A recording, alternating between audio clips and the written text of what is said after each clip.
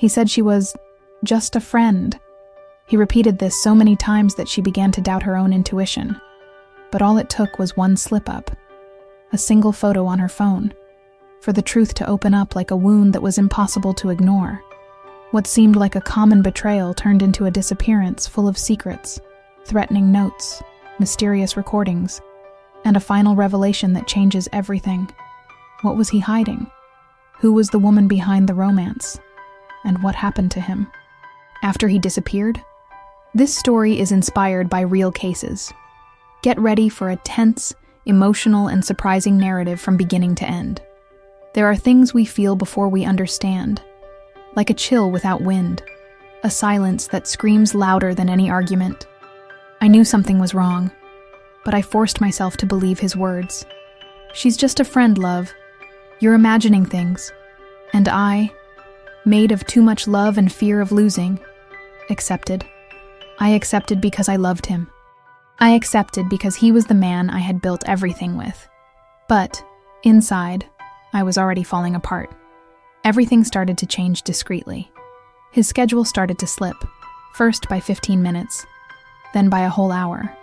He, who had never let go of his cell phone, started to leave it face down on the table, as if the screen were a window that I could no longer look through. And the smiles disappeared. His eyes started to pierce mine as if they were always looking for something beyond me. But even so, he kept saying it was nothing, that he was just a friend, that I needed to trust him. And I trusted, because that's what love is all about. Insisting, even when everything inside you screams to run. But trust, when it starts to crack, never comes back whole. I began to observe him in silence. I noticed the different smell of his clothes, the sparkle in his eyes when he got home, as if he were returning from a place where he had left part of himself. He wasn't betraying me with his body yet. I was almost certain of that. But he was betraying me with his thoughts, with his absence, with the longing that was no longer mine. The final straw came on a normal night, one of those nights when silence weighs more than the sound of the TV on. He went to take a shower and left his unlocked cell phone on the couch. By reflex, my hand reached for the device. It wasn't distrust, I told myself. It was just curiosity. But no one can stop a heart on alert. I didn't have to look very hard. Her name was pinned to the top of the conversation. Just a friend, he'd called it. But what I read was anything but friendship. They were late-night messages, subtle declarations, unspoken promises, inside jokes, videos sent with hearts. And then the photo came. A selfie of the two of them. She had her head on his shoulder. The two of them laughing in a restaurant he swore he hated. Behind her, a candle lit. It was the place he'd said he'd gone to dinner with his brother last week. I froze. I didn't cry. I didn't scream. I just felt a strange heat rise up my throat, as if my whole body was screaming for me. And when he came out of the shower, wrapped in a towel, he looked at me with that same cold smile of someone who doesn't owe me anything. I was holding the cell phone with the image frozen between our eyes. "Do you want to explain what this is?" was all I could say. He looked, and then he looked away, as if I were just an uncomfortable memory of real life. But the worst was yet to come, because it wasn't him who answered me. It was her. Her name appeared on the screen as if fate had decided I had waited long enough. Video call. Carol. My finger trembled as I held the phone, but before I could refuse, he snatched the phone from my hand. "It's nothing. I'll get back to you later," he said in a dry, almost automatic voice. But his expression gave it all away. His wide eyes, the sweat on his forehead, the desperate silence. "There's no point in lying anymore," I said firmly, trying not to let the pain choke my voice. "Do you have something with her? Since when has this been happening?" He didn't answer. He just ran his hands through his hair, as if trying to mess with his own thoughts. But the silence was answer enough. I got up, went to my room, and started throwing my clothes into a bag. I didn't know if I was going to leave right then, but I needed to do something. Anything that would remind me that I still had some control over this silent tragedy. And that's when he spoke, but not as someone who confesses. He spoke as if he were justifying himself. I never had sex with her, I swear. It was just talk, just support. You were distant, cold. We were losing each other. That hurt more than if he had admitted everything. Because now it was my fault too. You had a choice. You could have talked to me. You could have called me to solve it. But you chose to smile at her while I cried alone here at home. That's not a mistake. That's betrayal. He sat on the edge of the bed and put his hands on his face. He looked weak, small, but at that moment, I didn't feel sorry. I felt angry, not just at him, at myself too, for having pretended not to see, for having believed in the excuses, the delays, the cold hugs. I spent the night on the couch in the living room, hugging myself, listening to his every step inside the room as if the floor was also sorry. The night was long and bitter, but somehow it gave me strength. The next day, I went to work with swollen eyes and a broken heart, but with an uncomfortable certainty. I couldn't stay there. At least, not in the same way. It was my friend Julia who called me to talk. She had known me since college, and it didn't take more than 5 seconds of silence for her to understand everything. "You're going to need courage," she said. "But before that, you need to know if he broke up with her. Because as long as she's between you, there's no fixing it." And that was what moved me. That same night, I asked to see his cell phone. Again, he hesitated. He tried to say that there was nothing there anymore. And that was when I realized he hadn't stopped. Maybe he had deleted the conversation. Maybe he had created another channel of contact. But he was still with her. Not in his body, maybe, but his heart. His heart was no longer mine. "Then why are you still here?" I asked. His answer cut me like glass. "Because I still love you." But love, sometimes, is not enough.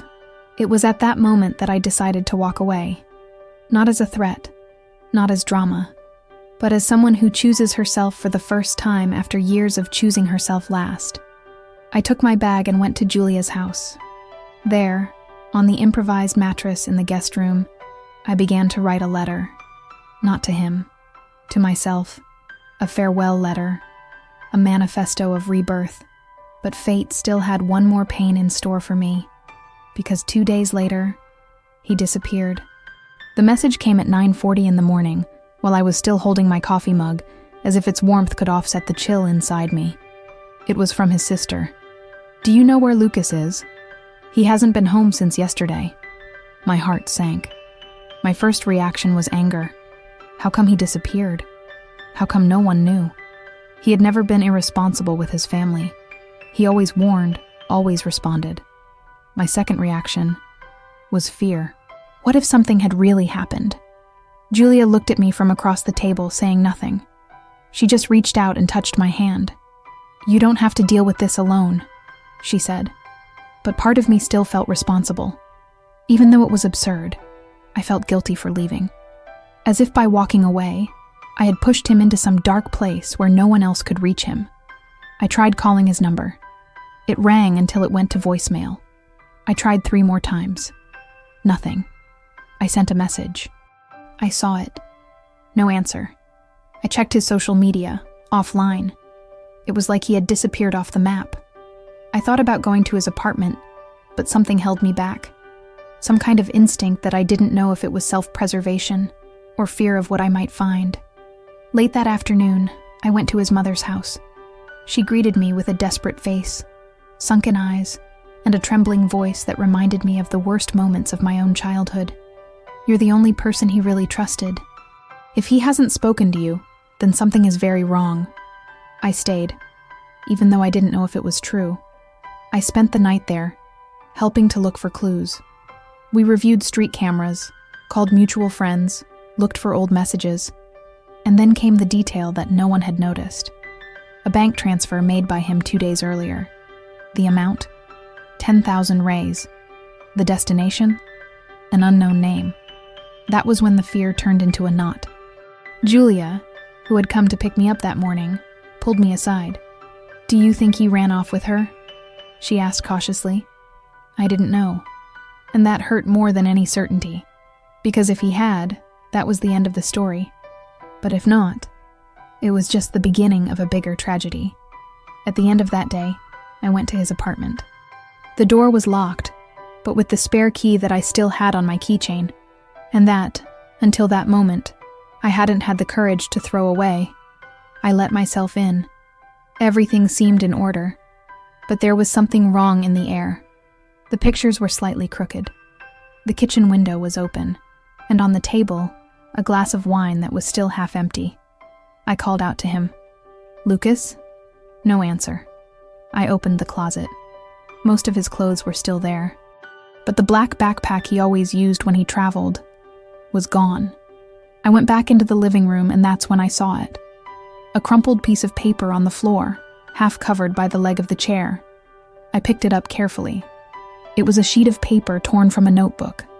His handwriting. Quick, nervous. A single sentence. "Forgive me. This was bigger than us." I felt the ground slip away from under my feet. What did this mean? Was it an escape? An apology? A goodbye? Julia entered the apartment soon after, and, upon seeing my face, she didn't need to ask anything. She just took the note and read it in silence. "He didn't just run away from you, Anna," she said. "He ran away from himself. I wanted to hate him. I wanted to tell him he was a coward, a traitor. But all I could feel was a dry, deep ache that mixed love and grief, as if they were the same thing. And then, that night, I got a notification that changed everything. A voicemail sent from his number. Time, 4 a.m. The content? 4 whispered words in a broken breath. "She knows everything." I played the audio more than 10 times that morning, each time trying to hear something more, something hidden behind the whispered words. She knows everything. Who was she? The friend? The mother? Me? And what was this everything? The whole time, it seemed like I only knew the surface of the pain. But that sentence, it sank it all back down. Julia listened with me.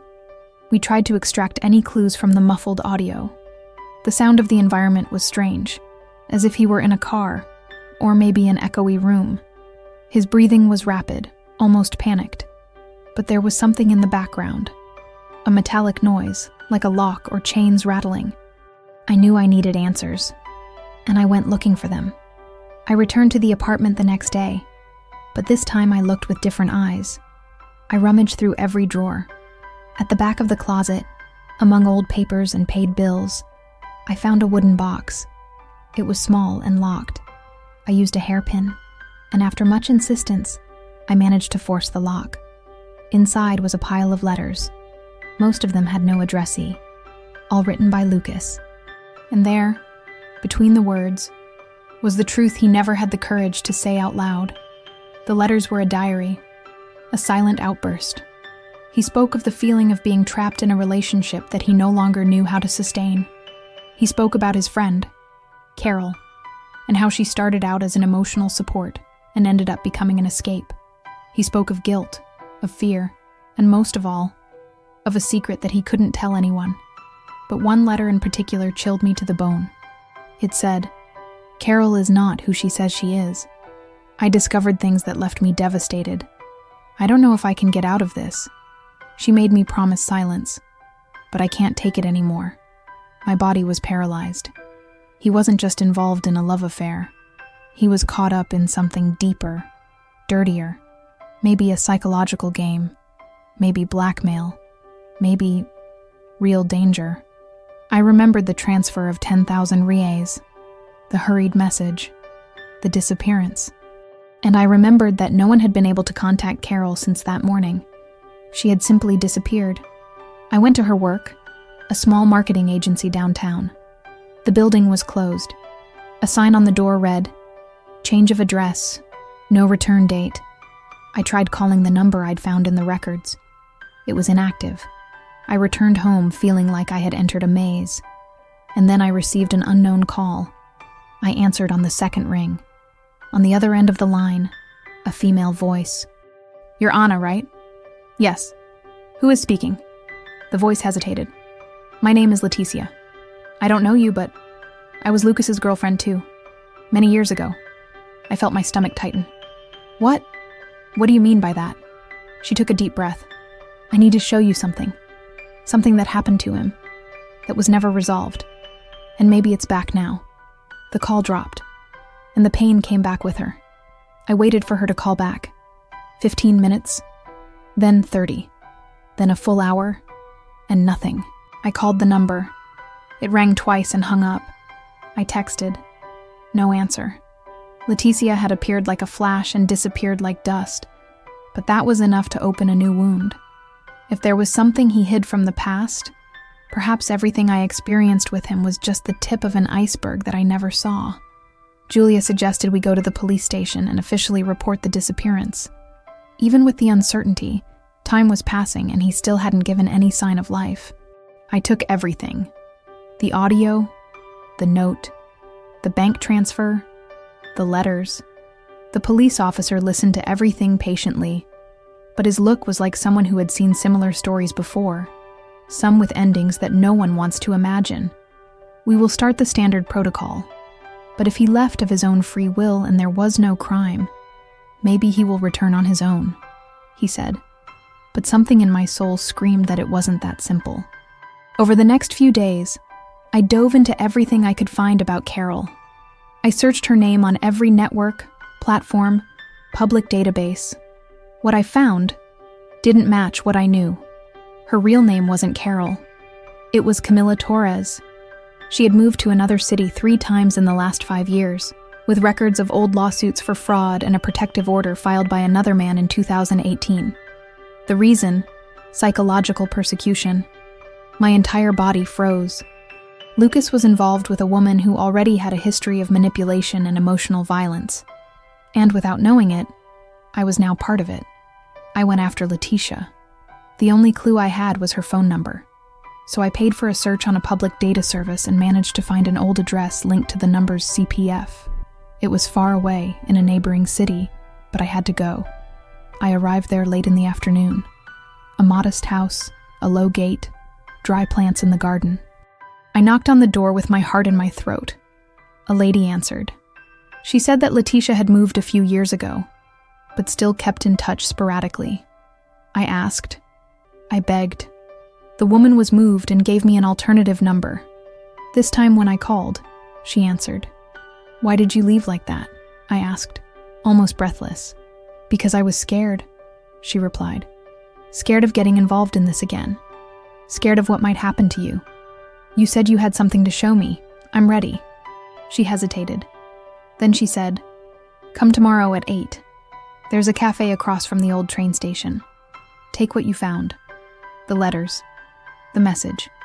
I'll tell you what he's never told anyone. That night I didn't sleep. I just reread all his letters one by one, as if I could find in them some clue of what awaited me. And I found it. On one of the last pages there was a name. Bruno. None of our relatives were called that. Not a single friend. The letter said, Bruno knew. He saw. And that's why he disappeared first. I'm next. I closed the notebook with shaking hands. What had Lucas gotten involved in? Who was Bruno? Why did he talk about disappearing as if it were something inevitable?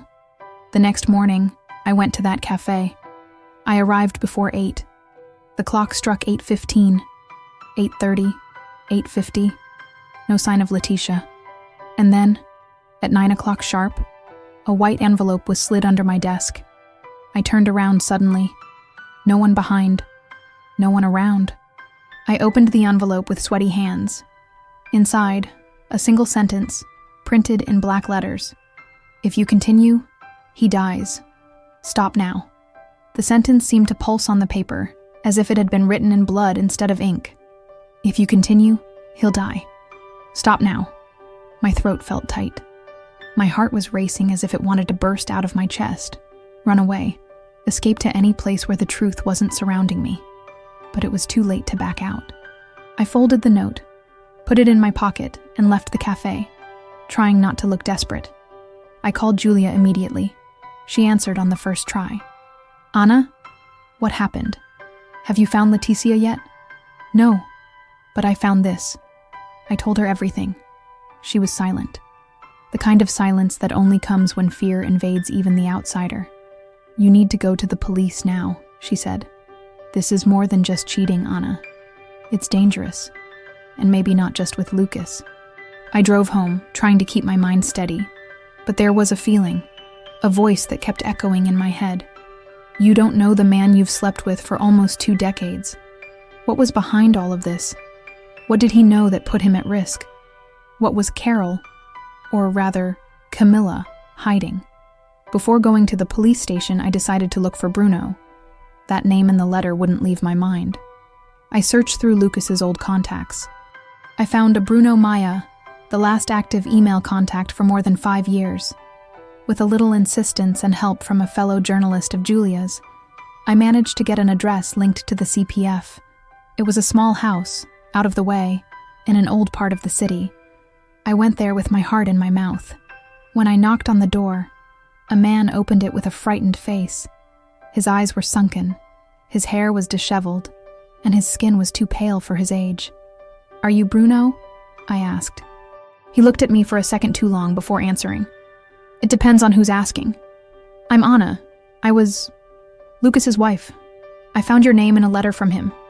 He disappeared, and I think you know why." He stood still for a few seconds. Then he opened the door and pointed inside, silently. The inside of the house was a picture of paranoia. Windows covered with tinfoil, no visible internet connection, 3 locks on each door.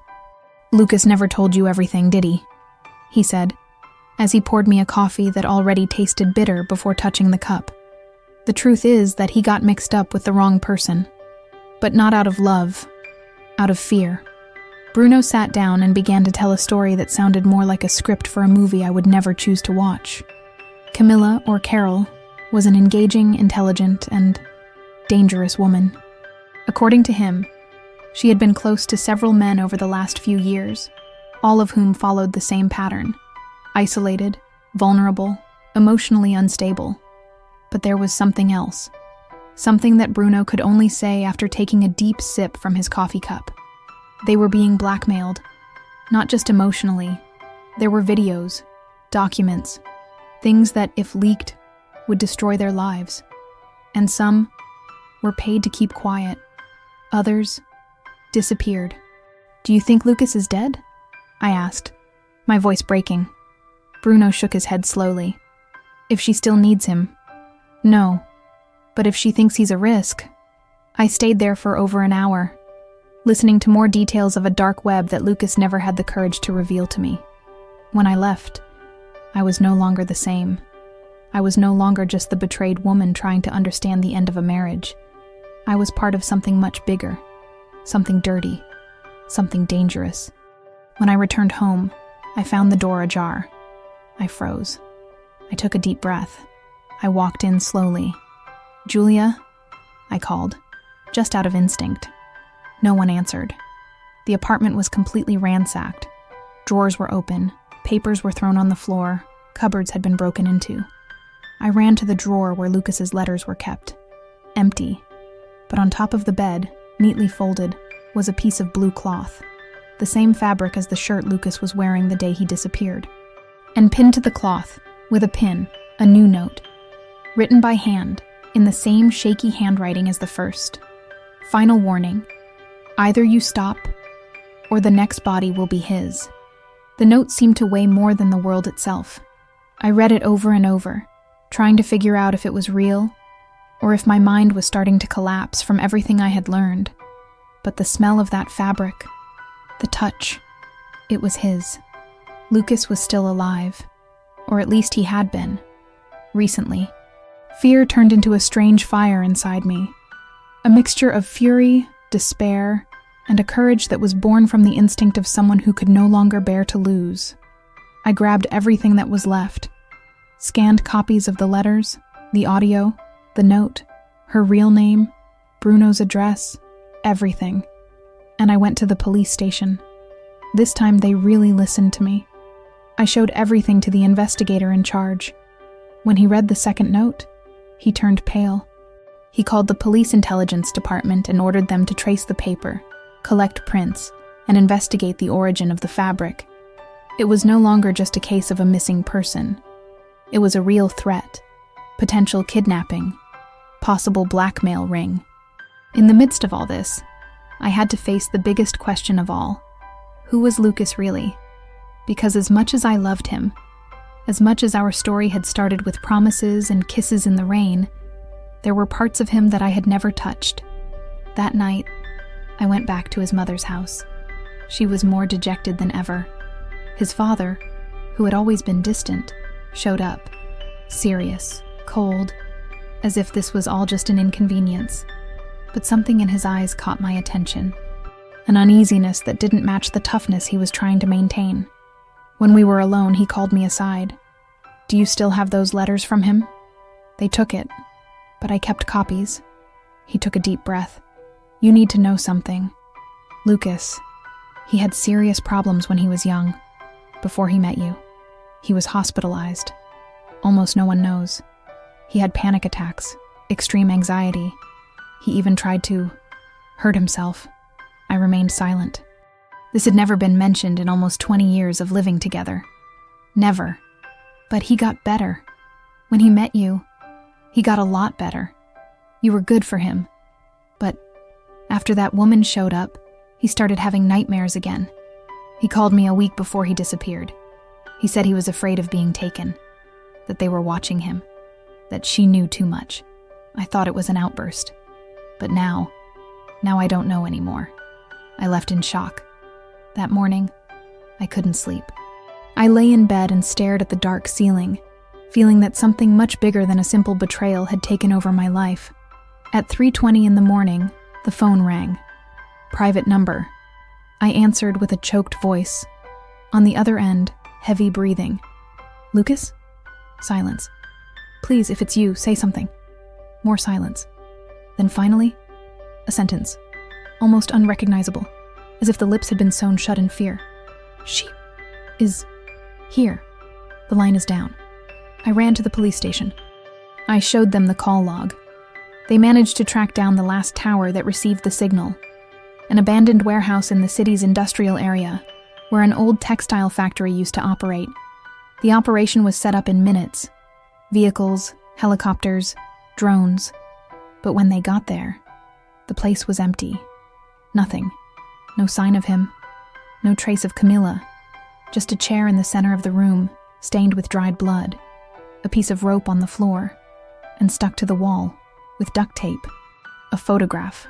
Lucas, blindfolded, holding a newspaper with the previous day's date. The photograph was the final straw, the irrefutable proof that he was alive, or at least had been. The newspaper dated the day before left no doubt. He was being held captive. But by whom? Where? And why?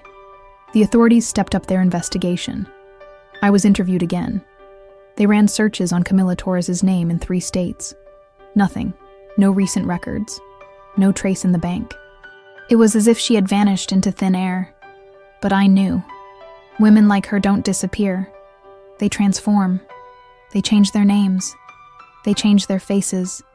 They change their stories. And they wait for their next target. I went back to the house where I lived with Lucas. For the first time since he disappeared, I walked in without my heart in pieces. I wanted answers. And I wanted to understand who he was, even if only traces remained. At the back of the closet, I found a box I had never seen before. It was covered with a pile of old blankets. Inside was an old-fashioned portable tape recorder, and 3 tapes. They were hand-numbered. 1, 2, 3. Trembling, I put the first one in the device. I pressed play. His voice filled the room. "If you're hearing this, it's because I couldn't leave, and I don't want you to forgive me. You don't have to. I just want you to know that it was never a lack of love. It was fear. Fear of what I saw, of what I discovered, of what she did." I closed my eyes and let his voice wash over me. "Camila, she started manipulating me long before you found out. But it wasn't just about me. She wanted information. She pressured me, threatened me. I thought it was just jealousy, madness, but it wasn't. It was control. She had files. She had photos. She had videos of other people. Compromising things. Men who paid her to disappear. I was just one more. Until I discovered something she didn't want anyone to know. The tape ended with a dry snap. I put the second one in. He looked more desperate now. She killed Bruno. She said if I told her, it would look like suicide, like she did with him. But I saw it. I saw the video. I saw her with the syringe. I saw when he tried to run, and she... The tape stopped abruptly. Section corrupted. I put the third one. If she finds me, she'll kill me. But if you're listening to this, Anna, run. Get lost. Get out of the country. She won't stop. She wants to disappear again. And she'll use whatever it takes. Even you. That's when I understood. It wasn't just about me. It wasn't just about him. It was a cycle. A pattern. I took all the tapes. I turned them over to the police. A federal investigation was opened. The story was all over the press. My face was on news reports. My pain made headlines. But nothing brought him back. 3 months passed. The case went cold. No new leads. No complaints. No sign of Camilla. Time seemed to erode hope. And I, little by little, tried to rebuild something of what was left of me. I went back to work. I took a break from social media. I started therapy. I started writing little letters every night that would never be delivered. As if somehow the words could find the way back that he couldn't. Until a letter arrived for me. No sender. No stamp. Just left under the door, folded carefully, like old-fashioned love letters. Inside was a blank sheet of paper, and a single line at the bottom of the page. Do you still believe you know what happened? And attached to the paper, a lock of brown hair, the same shade as his hair. I took a deep breath. I felt the ground slowly spin, and I understood. The story wasn't over yet. If this story caught your attention, leave a like, subscribe to the channel, and activate the bell to receive new impactful stories every week. Comment below, would you forgive someone who was cheating if you found out that the person was being manipulated?